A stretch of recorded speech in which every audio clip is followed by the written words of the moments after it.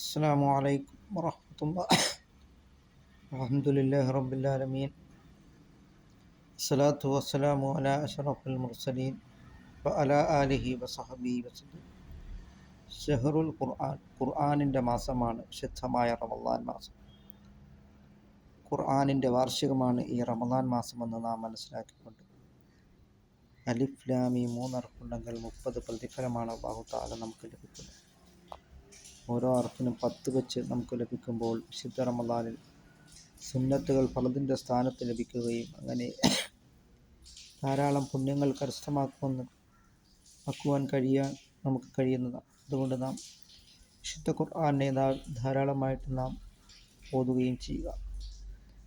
അങ്ങനെ ഇമാമിന ഷാഫി റളിയല്ലാഹു തആല അൻഹു വിശുദ്ധ റമദാൻ എത്തിയാൽ 30 ഖത്തമാണ് തീർക്കുന്നതെങ്കിൽ നാമും വിശുദ്ധ ഖുർആനിനെ ഒരു പ്രാവശ്യമെങ്കിലും ഓതി തീർക്കുവാൻ നാം ശ്രമിക്കുക. മുഴുവനായി ഓതി തീർക്കുകയും ഖത്തം തീർക്കുകയും ചെയ്യുകയും വിശുദ്ധ ഖുർആനുമായി ബന്ധം സ്ഥാപിക്കുകയും ചെയ്യുക.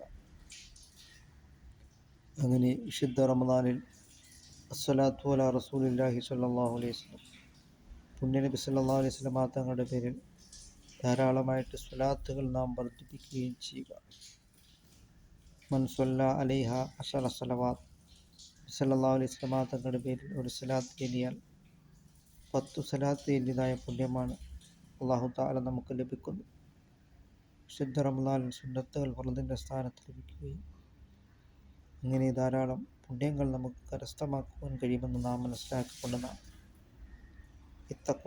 അള്ളാഹുവിന് നാം തഖ്വ ചെയ്ത് നാം ജീവിക്കുവാനും നാം ശ്രമിക്കുക. സയ്യിദുനാ റസൂൽ കരീം സ്വല്ലല്ലാഹു അലൈഹി വസല്ലം തങ്ങൾ പറയുകയുണ്ടായി, ചില ആളുകളുടെ നോമ്പ് കൊണ്ട് വെറും വിശപ്പും ദാഹവും സഹിച്ചു എന്നതുകൊണ്ട് ആ നോമ്പ് കൊണ്ട് യാതൊരു ഫലവുമില്ല എന്ന്. പരദൂഷണം, ഏഷണി ഇവകളെല്ലാം നിർത്തിയില്ല എങ്കിൽ നമ്മുടെ നോമ്പുകൾ നിഷ്ഫലമായി പോകുന്നതാണ്. അതുകൊണ്ട് അള്ളാഹുവിൻ്റെ പ്രീതിയിലായിട്ട് നാം ജീവിക്കുവാൻ നാം ശ്രമിക്കുക. അല്ലാഹു തആല നമ്മുടെ എല്ലാ സൽക്കർമ്മങ്ങളും അല്ലാഹു തആല കബൂലാക്കുകയും ചെയ്യുമാറാകട്ടെ.